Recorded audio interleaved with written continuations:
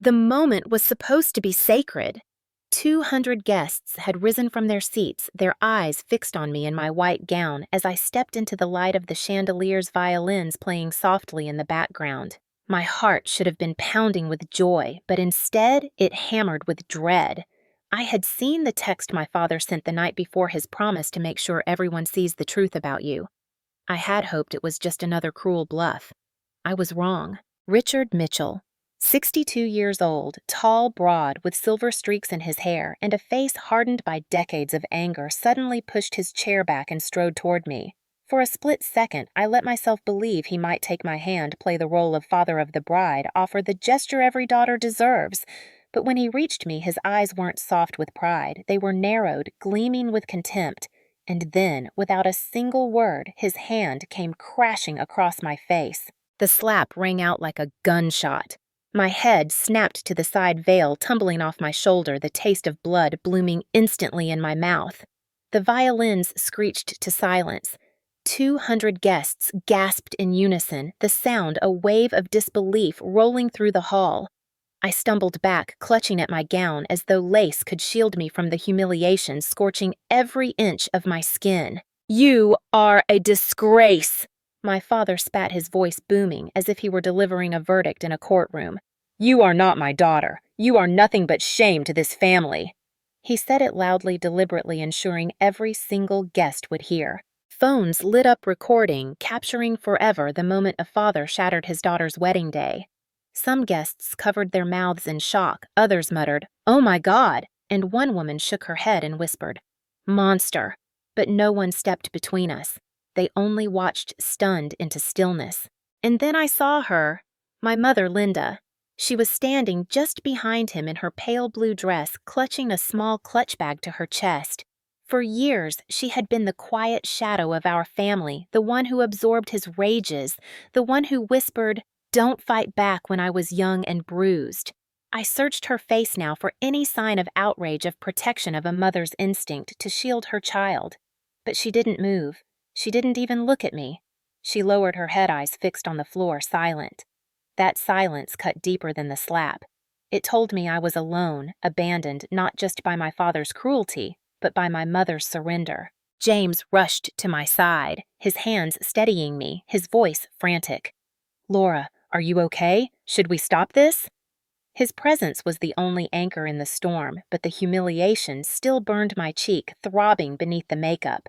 I stood as tall as I could, forcing my spine straight, even as my heart felt like it had been ripped open. My father's lips curled in a smirk. He had always wanted to break me, to reduce me to silence. In his eyes, this was triumph. I had seen that look before when I was 16, and he slammed me into a wall for choosing business school over his family expectations when he told me no man would ever want me. But this time he had escalated. This time he made his violence a spectacle. The crowd was restless now. Whispers ricocheted across the hall. A man near the back muttered, "Call the cops." Another guest shook his head, muttering, "He's lost it." And yet no one intervened. They only watched the wreckage as if transfixed. The sting in my cheek was nothing compared to the steel forming in my chest. I locked my gaze on him. My voice trembled, but not with fear, only with the weight of what I knew. "You just made the worst mistake of your life," I whispered, so quiet only he could hear. Because he didn't know. He didn't know that behind my vows and flowers, behind every step of this wedding, I had been preparing for the day he'd finally cross the line where I could strike back with more than tears. He thought this slap made me small. He thought my mother's silence made me powerless. He was wrong. This was the moment he handed me everything I needed. So I straightened the veil, slipping free, the sting of his palm still radiating across my skin, and I let the faintest smile curve my lips. In that silence, in front of 200 horrified witnesses and one mother who couldn't even lift her head, I decided the next time his hand touched anything of mine, it would be the keys to the house he thought he owned. My name is Laura Mitchell, and by the time I stood in that ballroom with blood on my lip and 200 people staring, I had lived 32 years under the shadow of Richard Mitchell.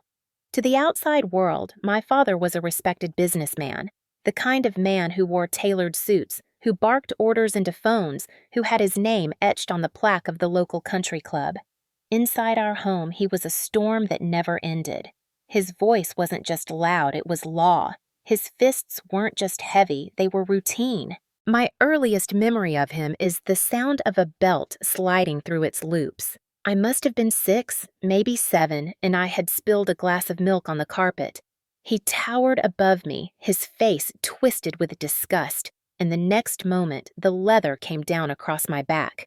My mother, Linda, stood in the doorway, wringing her hands, whispering, "Please, Richard, she's just a child." He turned on her and she went quiet. That silence became the soundtrack of my childhood. By 10 years old, I understood the rules. Michael, my older brother, was the heir, the golden boy. He could crash my bicycle, break a window, curse at the dinner table, and still be praised for his spirit. I, on the other hand, was the mistake. When I brought home straight A's, my father glanced at the paper and muttered, "Book smarts don't make a woman valuable." When I made the honor roll, he said, "Don't get too proud, you'll end up alone." Gaslighting became his favorite weapon as I grew older. When he slapped me for speaking out of turn, then denied it hours later, insisting I imagined things. When he locked me in my room after I challenged Michael, then claimed he was teaching me discipline for my own good. Over time, I learned to question myself more than him. Was I really the one at fault? Was I as unlovable as he said? Those doubts burrowed deep. At 16, I reached my breaking point. A guidance counselor at school had told me I could apply for a scholarship to Harvard Business School's feeder program. When I told my father, his face darkened. "You will stay here and help with the family business," he growled, meaning the crumbling supply company he ran like a dictatorship. I said no. I still remember the way his hand slammed into my ribs, knocking the wind out of me, sending me crashing against the wall. My mother rushed forward, tears streaking her cheeks, but all she did was whisper, "Don't provoke him." That night, I wrapped my ribs in ace bandages and went to school the next morning pretending everything was fine. For years, I lived in that contradiction: excel at school, succeed in silence, and endure the punishment at home. It carved me into someone who could smile in public while trembling in private. Michael, meanwhile, basked in our father's approval. He drove the family car by 17, wore suits to Sunday dinners, and bragged about how he would inherit everything. "Dad says you'll be married off to some guy with low standards," he sneered at me once. "I'll be the one running things." But there was one part of me my father couldn't crush: numbers. Math was my refuge. In equations, there was logic, fairness, rules that made sense. Unlike in my home where love was conditional and punishment arbitrary, math never lied to me. That passion earned me a scholarship, and when the acceptance letter came, I hid it beneath my mattress for days, terrified he would find it and tear it up. The night I left for college, he didn't hug me. He didn't even look at me. He tossed my suitcase into the trunk and said, "Don't come running back when you fail." My mother pressed a $20 bill into my hand and whispered, "Stay strong," but her eyes never met mine. That was the last time I lived under his roof. At Harvard, I built a new identity. I studied harder than anyone, worked part-time to pay for books, survived on instant noodles when money ran out. I made friends, professors who believed in me, and colleagues who respected my sharp mind. For the first time, I glimpsed who I could be without Richard's voice crushing me. But he never disappeared. He called often, demanding updates, sneering at my career choices. Banking. "That's not a woman's job. Who's going to marry you when you work 80 hours a week?" When I refused to answer, he left voicemails dripping with venom. "Don't forget who owns the blood in your veins." And every holiday I came home, it was the same performance Michael lauded as a rising star while I was treated like an unwanted guest. I learned to fight back quietly. I recorded his tirades, saved his threatening messages, and built a folder labeled simply "Insurance." Every insult became a weapon I stored away, waiting for the day I would need it. I didn't know then what form that day would take. I only knew it would come. That was the foundation beneath the ballroom slap years later. Decades of bruises hidden under long sleeves. Nights crying into pillows, dreams of escape fueled by the belief that someday, somehow, I would prove him wrong. And when his palm struck my face in front of 200 people, all of it came roaring back. The belt, the wall, the whispers, the silence of my mother, the smirk of my brother. He thought he had broken me long ago. He didn't realize he had been forging steel. Leaving Connecticut behind should have felt like liberation, but even hundreds of miles away in Boston, Richard's voice trailed me like a ghost. I was 21 when I landed my first internship at an investment firm, still juggling part-time jobs to keep afloat, but proud that every cent came from my own effort. My father didn't see it that way. "You think sitting in some glass tower makes you better than me?" he barked during one of his late-night calls. "You'll come crawling back when they chew you up and spit you out." His words rattled me, but they also fueled me. Every all-nighter at the office, every grueling client pitch I imagined shoving my success in his face. By 26, I had climbed into a full-time analyst role, the youngest on my team. Numbers became my weapon.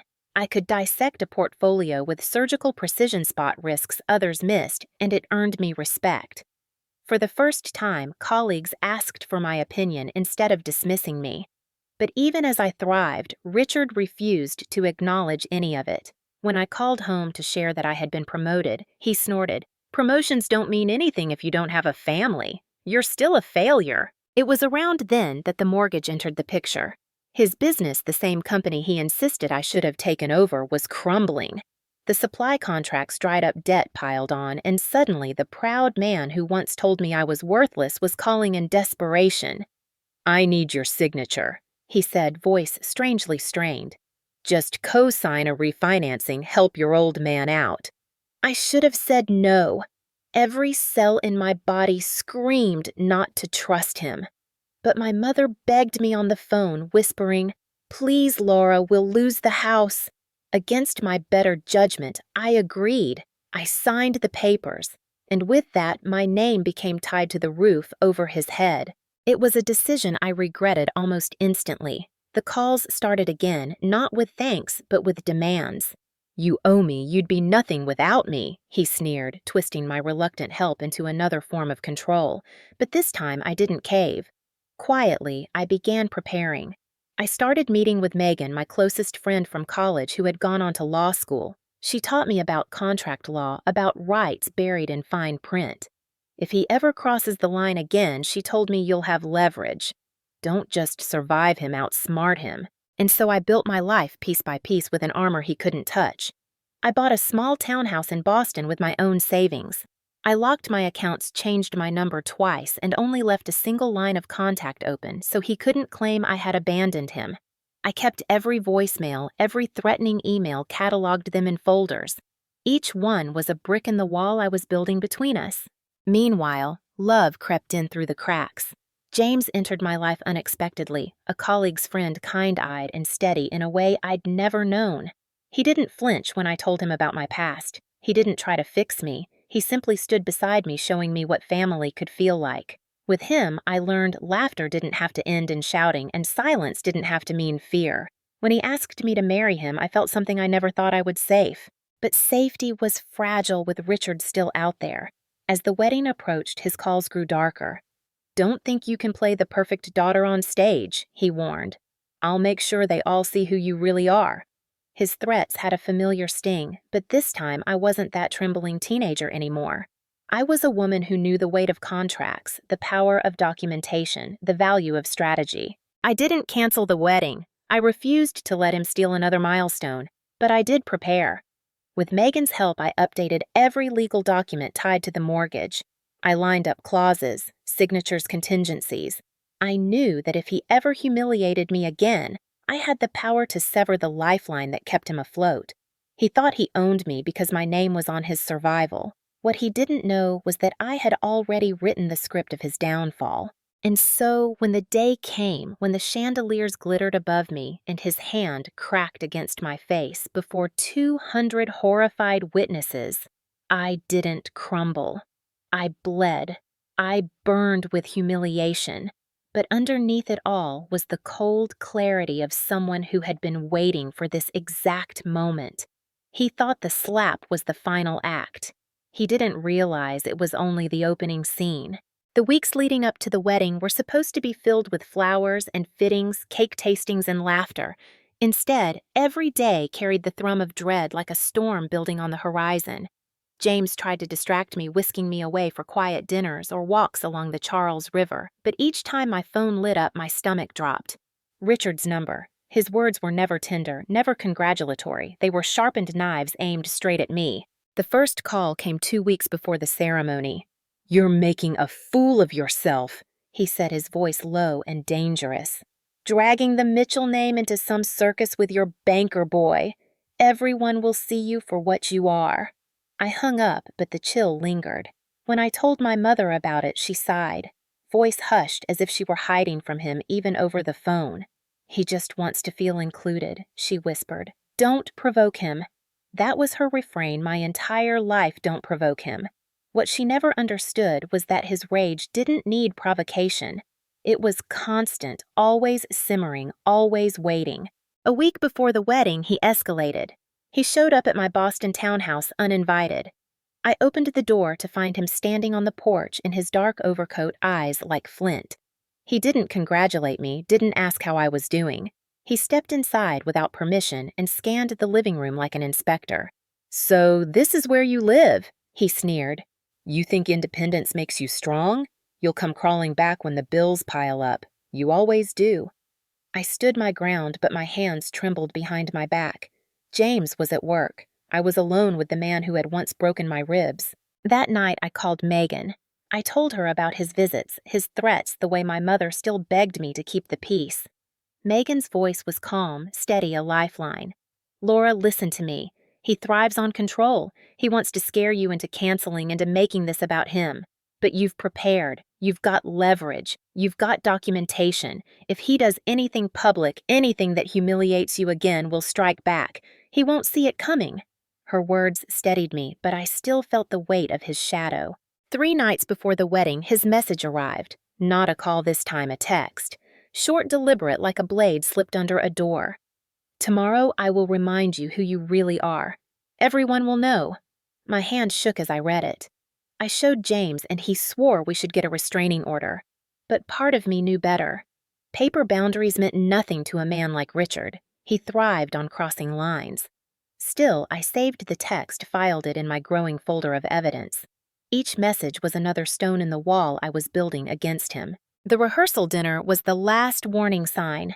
Richard attended uninvited, looming at the back of the restaurant. He didn't toast, didn't smile. He leaned against the bar drinking scotch, his eyes drilling holes into me every time I laughed with James's parents. When one of James's uncles approached him trying to make polite conversation, Richard said loudly enough for the whole table to hear, "It's a pity when a daughter dishonors her family like this." Silence fell across the table. I forced a smile, but inside my chest tightened. He wasn't going to let me walk down that aisle without dragging me through his mud. The night before the ceremony, I barely slept. I sat on the floor of my bedroom veil, draped across my lap, staring at the folder of evidence spread out in front of me, printed voicemails, emails, financial documents, copies of the mortgage papers with his forged initials scrawled in the margins. I ran my fingers over them like talismans. I thought of the years I had spent enduring his rage in silence, of the bruises hidden under sweaters, of the words that cut deeper than any belt. "You are nothing." And I whispered into the empty room, "Tomorrow he'll see who's nothing." When the morning came, I tried to push it aside. I let the stylist curl my hair. I let the photographer snap pictures of me with the bridesmaids. I let James hold my hand and tell me how beautiful I looked. But underneath the makeup and lace, the bruise of his words throbbed like a wound waiting to be reopened. I knew with the certainty of someone who has lived too long with an unpredictable storm that he would not stay quiet. As the cars lined up outside the church, my phone buzzed again. Another text, this one colder, more final. "This family ends with you." I felt my stomach twist. I could almost hear his voice, low and cruel, echoing the threat. But then I closed my eyes, drew a breath, and slipped the phone into my clutch. Because what he didn't know, what he could never understand, was that I was not that trembling girl anymore. He thought he was preparing to humiliate me. What he didn't realize was that I had already set the trap that would strip him of the one thing he valued more than control: his house, his legacy, his false pride. And so I walked into that ballroom later that evening, veil trailing behind me, 200 guests, waiting, heart-hammering, braced for the storm. I wasn't wrong. He came as he always did, not with love, but with violence. Only this time the violence would be his undoing. The chandeliers glittered overhead as the guests hushed into expectant silence. 200 faces turned toward me, their expressions glowing with anticipation, with joy, with the reverence that always accompanies a wedding. My veil brushed against the marble floor, the bouquet trembled in my grip, and James stood waiting at the end of the aisle, his eyes soft, his smile steady. For one fleeting heartbeat, I let myself believe that maybe, just maybe, this day could belong to me. And then the footsteps came, sharp, deliberate cutting through the music. Richard Mitchell rose from his seat and strode into the aisle, shoulders squared, jaw clenched. The guests murmured in confusion, thinking perhaps he was coming to give me away to finally play the part of a proud father. But I knew better. The air around him crackled with menace. His eyes burned with the same fury I had seen when I was a child, the fury that left bruises no one else ever saw. I froze where I stood, the blood in my veins turning to ice. Before I could speak, before James could move, my father's hand came up in a vicious arc. The slap cracked across my face like thunder. My head snapped to the side. My veil tore free. The bouquet slipped from my fingers and tumbled to the floor. The sound echoed ricocheted off the marble walls. The violinist stopped mid-bow. The officiant gasped. 200 people watched in stunned silence as the bride was struck down by her own father. "You are a disgrace," he bellowed, his voice filling every corner of the hall. "You are not my daughter. You bring nothing but shame to this family." His words weren't just meant for me, they were a performance, a public trial with 200 unwilling jurors. He wanted witnesses. He wanted them all to remember his verdict. Gasps broke out among the guests. One woman cried out. "Oh my God," a man muttered.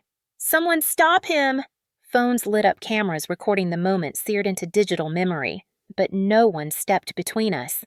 They only watched me reel from the sting, watched me clutch the silk of my gown as if it could protect me, watched my father's chest rise and fall with pride as if he had finally triumphed. And then my eyes found hers, my mother standing a few feet behind him in her pale blue dress. For the briefest second, I hoped she would cry out, would rush to me, would finally break her silence. But she didn't. She lowered her head, eyes fixed on the floor, her hands clutching her clutch bag so tightly her knuckles whitened. No defense, no outrage, only silence. That silence cut deeper than the slap. It was the confirmation of every betrayal I had lived with since childhood. I was alone. James was at my side in an instant, his hands gripping my shoulders, his voice urgent. "Laura, are you all right? Do we need to stop this?" His body shielded me, but I shook my head. My cheek burned, blood pooled in my mouth. Humiliation roared in my ears, but I refused to collapse. I would not give Richard the satisfaction of seeing me crumble. The guests began to stir. Murmurs spread, whispers slithering across the hall. "Did you see that? How could he call the police?" But still no one intervened. My father stood tall, chest-heaving lips curled in a satisfied sneer. He believed he had broken me once and for all. He believed this spectacle had cemented his power. But inside me, beneath the searing pain, something harder than bone took shape. I had spent years preparing for this, collecting his threats, documenting his rage, studying the contracts that tied us together. This wasn't the end of my story. It was the opening scene of his downfall. I straightened, pulling away from James just enough to stand on my own. My eyes locked on my father's, unwavering. My voice, though quiet, carried the weight of a promise. "You just made the worst mistake of your life." He sneered, dismissive. To him, my words were nothing but defiance, something to be crushed later. He had no idea they were a death sentence.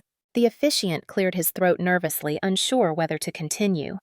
Guests shifted uncomfortably in their seats. Some whispered about calling the authorities, others looked to James's family for guidance. But I didn't need their intervention. Justice wouldn't come from pity. Justice would come from me. I reached down, picked up my bouquet, and lifted my chin. I signaled the musicians with a nod, and to their credit, they began again, though their bows trembled. Gasps rippled through the room at my audacity, but I refused to let Richard steal my wedding. I walked forward one step at a time, veil gone, cheek-swollen blood still faintly on my lip, but spine straight as steel.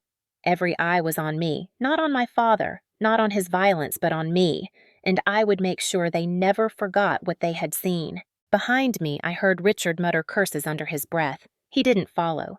He didn't need to. He thought he had already won. He thought that slap, that humiliation, would echo louder than any vow I could ever take. He thought wrong. Because in that moment, as I placed my hand in James's and felt the warmth of someone who had chosen me freely, I silently vowed something else I would make Richard pay. Not with fists, not with screams, but with the one thing he valued above all else: his house, his security, his legacy. He had always believed control was his birthright. He had always believed my silence was his victory, but what he didn't understand was that silence can be sharpened into strategy. And the slap he delivered in front of 200 horrified witnesses had just given me all the justification I needed to sever the last tie binding us together. As I stood at the altar, bruised but unbroken, the crowd still reeling, I knew this wedding would not be remembered for the vows or the flowers. It would be remembered for the moment a father destroyed his daughter's innocence and for the reckoning that followed. I walked out of the ballroom that night with my cheek throbbing, my dress stained with a smear of color where the lipstick had broken, and a camera full of evidence that the world would see sooner or later. James held my hand the whole way to the car, steady and quiet, as if his silence were its own kind of armor. I let him lead because for once, I did not want to be the one making the first move. I wanted the move to be surgical, precise, inevitable. By the time we reached our hotel room, my head had cleared enough to think in legalese instead of panic. The slap had cracked something open in me, long-buried masonry of record-keeping contracts and the way power operates through paper.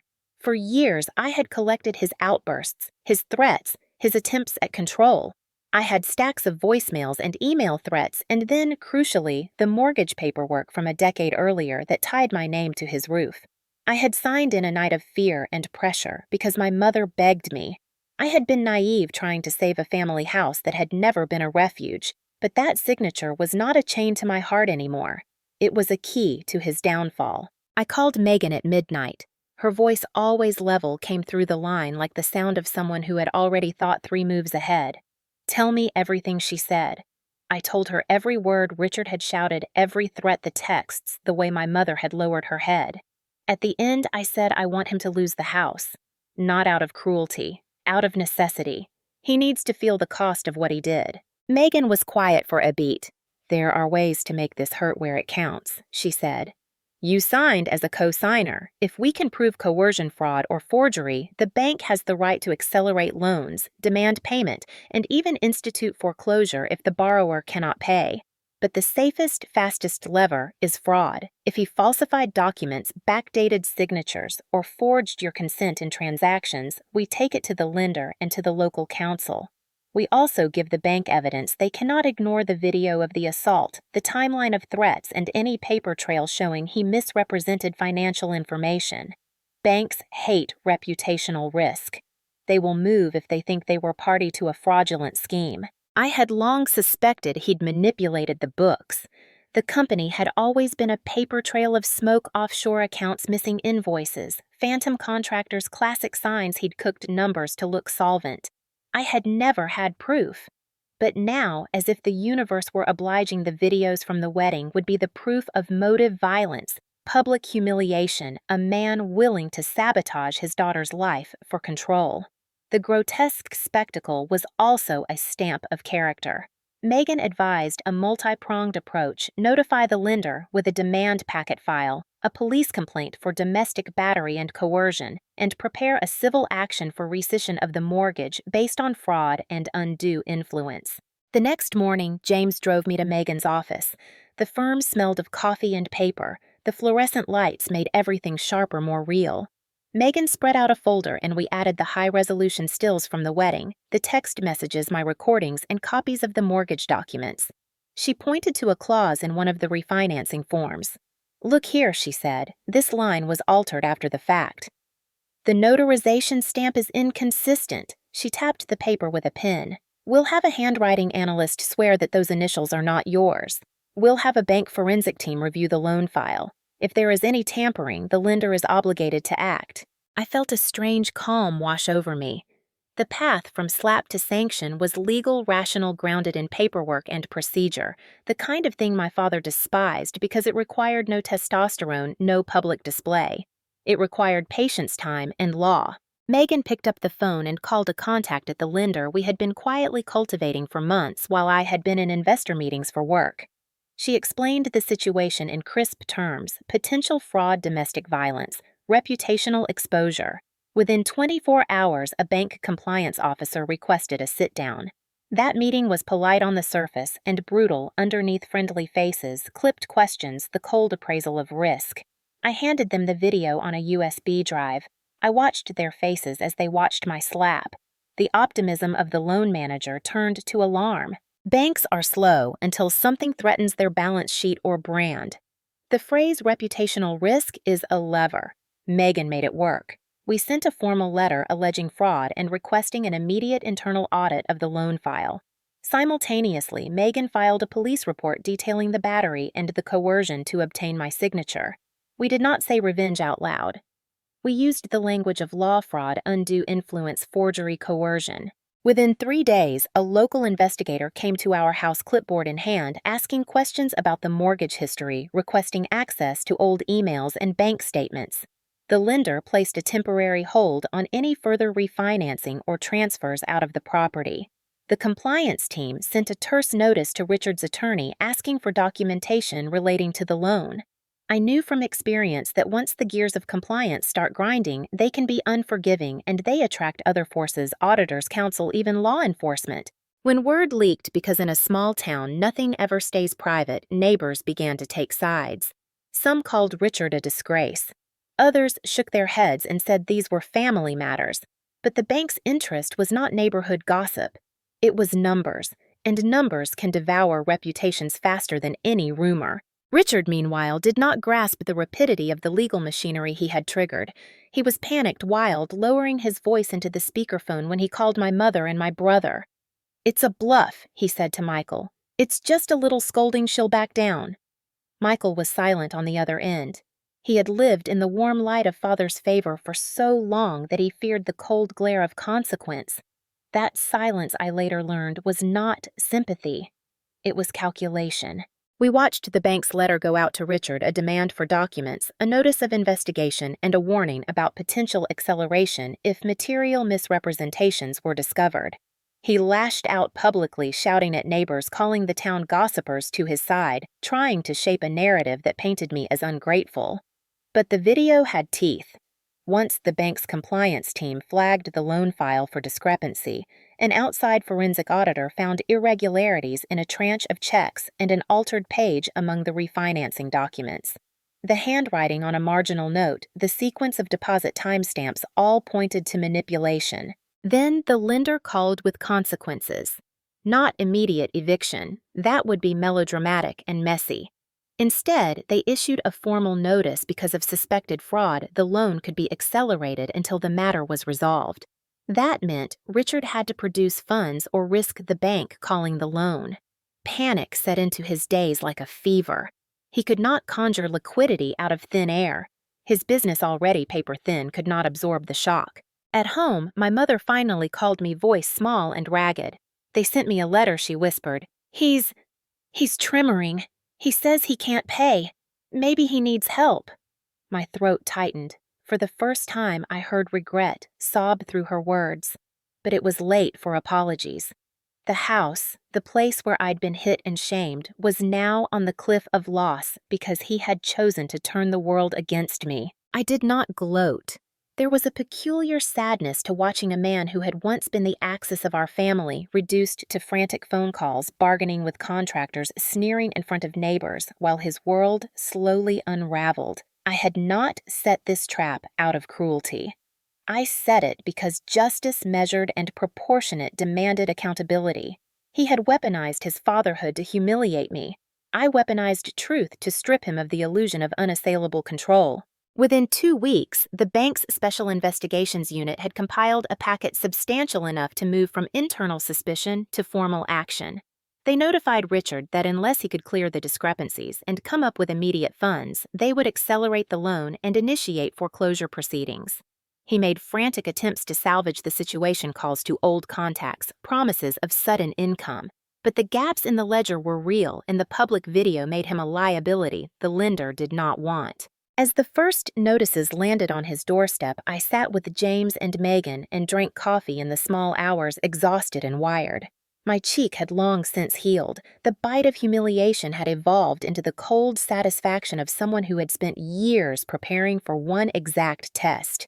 We were not monsters. We were the last line of defense for a woman who had been taught to shrink.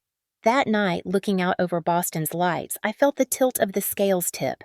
The wedding video had been the moment the world saw him for what he was. The mortgage action was the world's response. We had started a sequence that could leave him homeless, exposed, and without the bulwark he'd always used to intimidate others.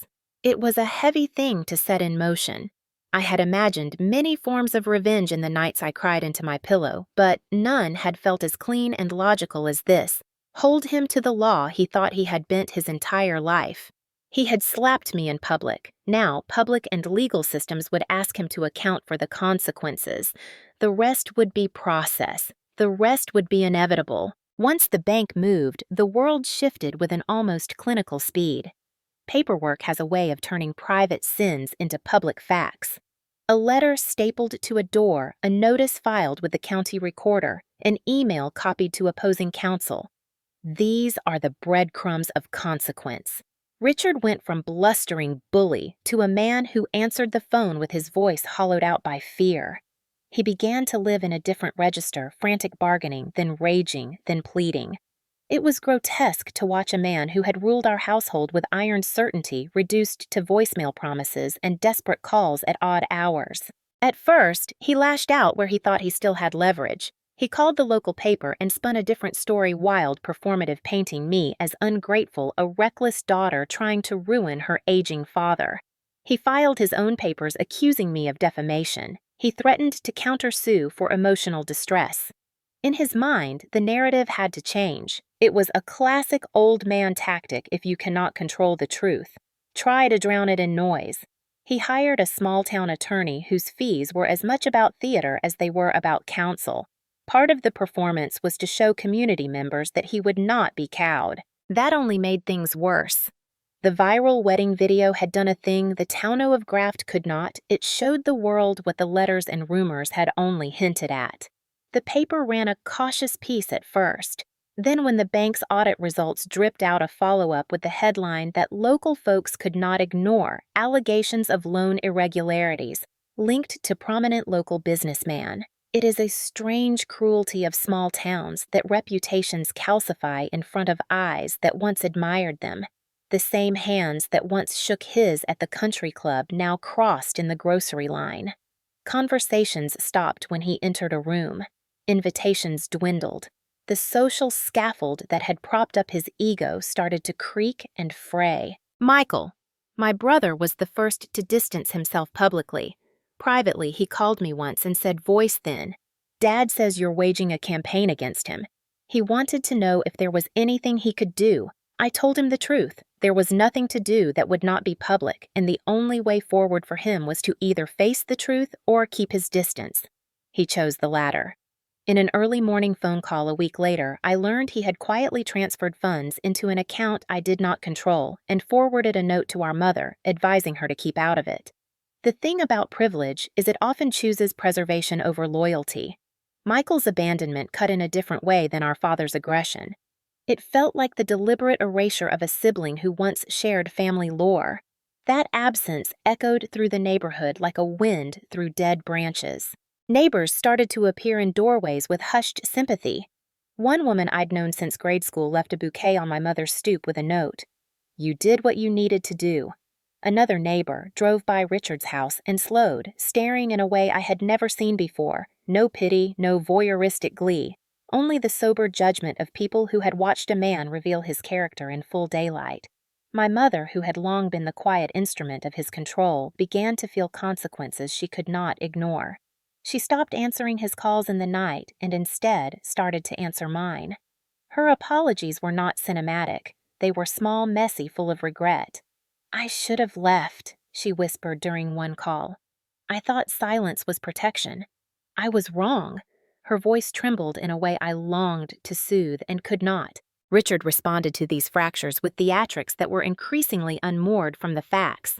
He posted letters on the community board, called into a local radio talk show, and made an unconvincing attempt to present himself as a man injured by his own child. But the combination of bank findings and the wedding footage formed a dossier of credibility that his performances could not erase. The forensic report found several altered entries, and the handwriting analyst's sworn statement detailing inconsistencies in ink pressure and stroke patterns was the kind of technical kill shot an old bully cannot charm his way around. There were other smaller cruelties that landed against him like frost. Tradesmen who had done work for his company demanded payment and then refused new contracts. The supply chain partners who had fawned over him at cocktail parties quietly rerouted orders. The employees who once feared his temper now gave sworn statements about missing invoices and unexplained checks. Regulatory entities stepped in to review the files. His phone, once a source of power, became an instrument of panic, collectors' counsel, colleagues calling to hedge against exposure. The first formal acceleration notice arrived like an instrument of fate. The bank did not evict him that day. That would require legal hearings and procedural soundness. Instead, it accelerated the debt, called for immediate remediation, and issued an ultimatum: produce proof of liquidity or face foreclosure. It was the kind of ultimatum that cannot be met by bluster. Richard made arrangements. He called relatives, he mortgaged assets, he pled with old friends for loans. None of it added up. The ledger had holes he could not plug. At one point, in the frantic middle of a Thursday afternoon, he showed up at my townhouse with a duffel bag, eyes wild and exhausted. He stood at the foot of my stoop and blurted apologies that sounded rehearsed, then raw. He promised he would fix it. He promised he would make amends if I would. What? Withdraw the complaint. Back down, accept his sorry in exchange for silence. I listened with the same careful cool I'd cultivated for years. I told him he had made a choice. He had acted publicly. Public acts require public accounting. That seemed to infuriate him more than anything else. The thing that once empowered him, other people's silence, had been taken away. The town was not entirely unanimous in its judgment. There were those who still tried to argue for private resolution, insisting this was a family matter and that I had gone too far. They came to my mother's door with newspapers and crossed fingers. My mother, for the first time in decades, told them firmly that she supported what I had done. "I'm tired of choosing peace over dignity," she said, voice steadier than I had heard in years. Those were small rebellions against the old order and felt like sun through a cloud. In the midst of all this, something unexpected happened. Strangers began to reach out to me. The wedding video had seeded a conversation about domestic abuse that moved beyond my family. Women, older women, called my office, wrote letters, sent messages. Some shared stories of their own fathers or husbands. Some thanked me for not staying silent. An elderly woman from a nearby town emailed a check to a P.O. box with a note for help for other girls. "You did not deserve that.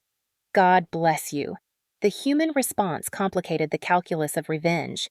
It turned it from spectacle to social work. I began, in fits and starts, to consider what I might do beyond the immediate legal battle. As foreclosure notices crept closer on the calendar, Richard's life compacted into relentless negotiations. He sold items he had once valued for show antiques, trophies, an old boat. He put his suit at auction.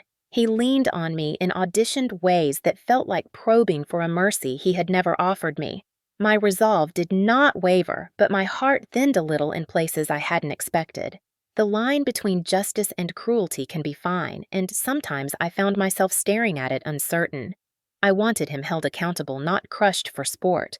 The distinction mattered to me. Neighbors whispered about the day the auction notice went up. It made an ugly headline: "Community figure to face auction over loan default." The title was clinical, but the effect was a public unmaking. Men who had once toasted him now avoided him. His name stopped opening doors. He called me once more, voice raw, asking if there was any way to stop it. I told him plainly that contrition without change is theater. You cannot expect forgiveness to be a ticket to the old privileges you wielded to harm others. In the end, there was no single dramatic moment of collapse. There was instead a sequence. Notices canceled contracts, a failed attempt to refinance a sheriff's posting on the front of the house, and then days when the front lawn stood bare except for a single deflated flag. Richard's world narrowed into logistics, into finding a place to sleep, into bargaining with creditors. He was in the end made small by the systems he had once assumed would never touch him. Through it all, my mother began to come back gently and cautiously. She visited my townhouse not as a supplicant, but as a woman intent on making amends. We did not repair everything overnight. Trust once broken is slow work. But we ate dinners in the small kitchen, and she told stories I had never heard, of her own fears, of moments she had chosen silence, and later regretted the price. Those conversations shaped the soft scaffolding of what would one day be a new relationship, one not bound to the old roles of abuser and enabler. The town watched as consequences unfolded and opinions hardened. There were no triumphant banners announcing victory, only the quiet work of legal remedy and the slow realignment of a community that had once loved a man without seeing him. I felt the fatigue and an odd measure of sorrow.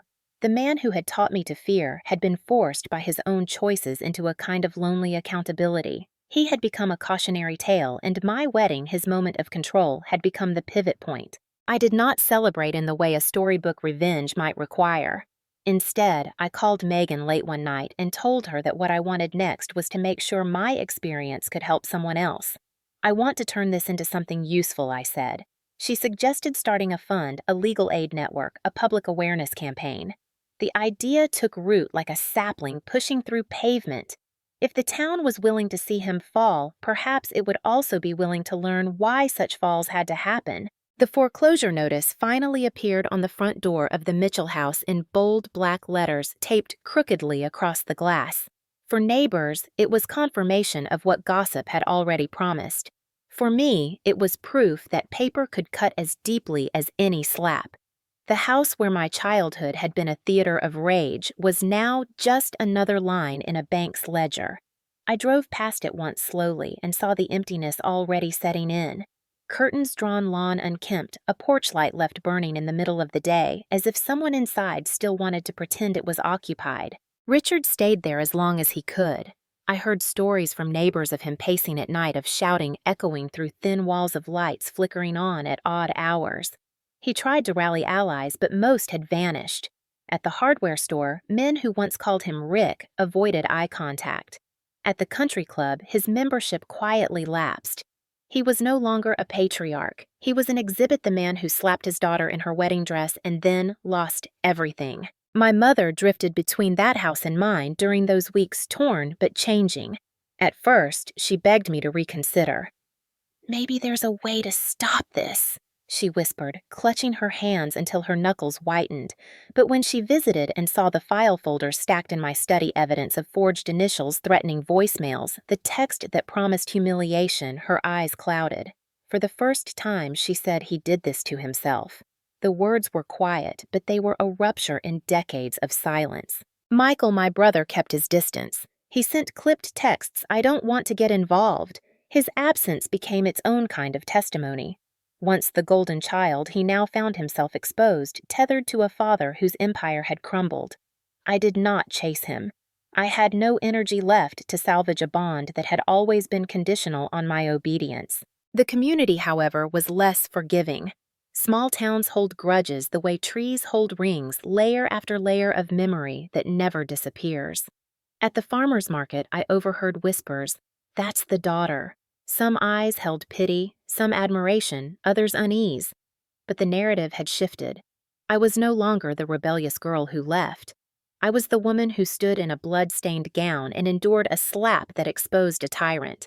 The bank's notices and the wedding footage braided together into a story that people could not ignore. Richard's decline accelerated after the auction date was set. The house appraised lower than he boasted drew bidders who eyed it as nothing more than property. Watching strangers circle the place that had been both prison and stage was surreal. I did not attend the auction, but Megan did, and she described it clinically quick sale. He didn't even show. Later I learned he had locked himself in a motel room during those hours, refusing to face the spectacle. For a man who once demanded the spotlight disappearing was its own kind of confession. The legal system, too, had its say. The police report of the assault at my wedding had lingered in bureaucracy until the video surfaced online. Once it circulated, officers could no longer dismiss it as a family matter. He was summoned charged with misdemeanor battery and given a court date. It wasn't prison, but it was public record, and it stripped him of the last shreds of untouchability. The sight of him walking into the courthouse, shoulders hunched no longer feared, was enough. Meanwhile, my mother began to reclaim pieces of herself. She joined me for dinners, sometimes tentative, sometimes warm. She admitted that silence had become her survival, that she had believed enduring was safer than resisting. But watching him hit you in front of everyone, she said one night, eyes wet, I realized silence was just another form of cruelty. Her words pierced me, but they also began the slow process of repair. I started receiving letters, handwritten, shaky script from women across the state. Some had seen the video, others had read the articles. They told me of their own fathers, husbands, brothers. They thanked me for refusing to bow my head, for taking the humiliation and turning it into action. One line stayed with me. You showed us that even when family betrays you, justice can still speak. The story rippled outward. A local journalist approached me about speaking at a town hall on domestic violence. At first, I hesitated. My wounds still felt too raw, the shame too close. But then I remembered the stares at the wedding, the silence of the guests, the way no one had intervened. People needed to see what silence enables. So I stood in front of a crowd, not in a gown this time, but in a simple blazer, and told the story. My voice shook at first, but steadied as I described the slap, the years of gaslighting, the mortgage trap, the foreclosure. When I finished, there was silence again, but this time it was not complicity. It was recognition. Then applause rose, not for spectacle, but for survival. Richard's name, once tied to business deals and civic boards, now floated like ash in conversations. He was the man who lost his house, the man who slapped his daughter, the man who faced court. He had wanted control. What he earned instead was infamy. I did not feel triumphant. I felt finished. The line between justice and cruelty, I reminded myself, is that justice ends when accountability is reached. He had been stripped of the home, the reputation, the unchecked power he had wielded. He had been forced to answer in court. The rest, the loneliness, the whispers, were consequences of his own making. When I drove past the old house one last time, the porch light finally dark, I felt no urge to reclaim it. That house had never been a home. Its absence in my life felt like a wound closing scarred but no longer bleeding. The courthouse steps felt lighter under my feet the day Richard's final hearing concluded. He had pled to the battery charge, received probation, and watched the last fragments of his reputation dissolve in a few sterile minutes of legal formality. It wasn't dramatic, no gavel slammed, no crowd gasped. Justice often arrives in paperwork, not fireworks. But when I walked out into the autumn air, I breathed in something I hadn't felt in decades, space. I no longer looked over my shoulder for his shadow. The mortgage was voided, the house sold, the contracts shredded. The man who once lorded over every detail of my life had been cut down not by fists, but by the same system he thought he controlled. James slipped his arm around me as we stepped into the sunlight. "It's over," he murmured. I nodded, though in truth, I knew nothing is ever fully over. Trauma lingers, but his cycle was broken. In the weeks that followed, I poured my energy not into vengeance, but into building something new. The letters from strangers had planted a seed, and I nurtured it into a foundation I named 200 Witnesses, after the 200 guests who had seen my humiliation and chosen silence. The name was intentional. It was a reminder that silence protects the abuser, not the abused. The foundation started small legal aid for women coerced into financial traps by partners or parents, workshops in rural towns on how to recognize gaslighting, a hotline for daughters who, like me, once thought they were alone. We held our first event in a church basement, folding chairs lined in nervous rows. I told my story not as a spectacle, but as a map, how silence can become a chain, how law can become a lever. When I finished, a woman in her 70s stood up and said, voice shaking, "I thought I was the only one." The applause that followed was not thunderous. It was steady like a heartbeat. My mother sat in the front row that day. She cried quietly through much of it, but she stayed. Afterward, she hugged me in front of everyone. "I'm proud of you," she whispered. It was late, but it mattered. We would never erase the past, but we could begin again not as jailer and prisoner, but as two women who had survived the same storm. Richard disappeared from the town's conversations eventually, as all disgraced men do. He moved to a smaller city, rented an apartment above a shop. Occasionally, his name surfaced in whispers, but it no longer had weight. He was no longer a patriarch or a tyrant. He was just another man, stripped bare by his own actions. I did not chase updates. I let the past stay in its corner. As for me, I chose healing in ways that were both ordinary and profound. I planted tomatoes on my small balcony, savoring the slow patience of watching them ripen. I learned to ride a bike again, something I hadn't done since I was 12. James and I built a marriage not on spectacle, but on steadiness. And every month, at least once, I stood in front of strangers and told them family is not defined by blood. Family is defined by who stands by you when the world turns cruel. The slap that once humiliated me became the catalyst that freed me. The house that once imprisoned me became the very evidence that brought him down. The silence that once smothered me became the proof that pushed me to build a network of voices. That is the alchemy of justice. It takes pain, and if tended carefully, turns it into something useful. If you've listened this far, maybe you've seen some of your own story in mine. Maybe you know what it's like to be silenced in your own family, to be told to bow your head and endure. But I want you to hear me. Clearly, silence is not safety. Silence is surrender. When we speak, when we act, even quietly, even through paperwork, we shift the balance of power back to where it belongs. I built a foundation because I don't want anyone else to stand in a crowded room struck down and humiliated and believe they are alone. Whether you are 25 or 75, your dignity matters. Justice does not expire with age, and healing is never out of reach. To those of you in your 50s, 60s, 70s who are listening, your voices carry weight. You've seen decades of life, you've carried families, you've paid mortgages, you know what it means to build and to lose. If you've ever been told your story doesn't matter, let mine remind you it does. So I want to leave you with this. Family is not who shames you. Family is who stands beside you, and sometimes the bravest thing you can do is to walk away from the people who gave you blood but never gave you love. If this story spoke to you, please tap that like button so others can find it. Leave me a comment below, tell me where you're listening from, and if you've ever had to stand up against your own family. And don't forget to subscribe. Every week, I share stories of betrayal, survival, and justice reclaimed. Because the more we speak, the less power silence has. Remember, you are not heartless for choosing peace. You are not cruel for demanding respect. You are simply human and you deserve dignity.